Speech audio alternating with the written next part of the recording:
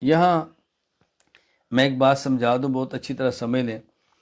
قرآن کریم میں وَسَارِعُوا إِلَىٰ مَغْفِرَةٍ مِّن رَبِّكُمْ وَجَنَّةٍ عَرْضُهَا السَّمَاوَاتُ وَالْأَرْضُ، توجہ کریں، اپنے رب کی مغفرت اور جنت کی طرف دوڑو، جلدی کرو۔ قرآن کیا کہہ رہے ہیں؟ جلدی کرو۔ اور ایک حدیث پاک میں کیا ہے؟ الانۃ من اللہ والعجلۃ من الشیطان، کہ بردباری اللہ کی طرف سے ہوتی ہے اور جلد بازی شیطان کی طرف سے ہوتی ہے۔ توجہ رکھیں۔ اور قرآن کہہ رہے سارعو، جلدی کرو۔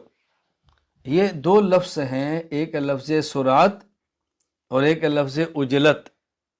یہ سرعت اور عجلت میں کیا فرق ہے؟ بظاہر سرعت کا معنی بھی جلدی ہے اور عجلت کا معنی بھی جلدی ہے۔ فرق کیا ہے؟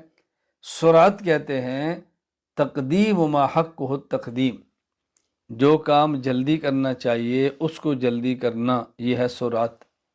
اور عجلت کہتے ہیں تقدیم ما حق التاخیر، جس کو جلدی نہیں کرنا چاہیے وہ جلدی کرنا، یہ ہے عجلت۔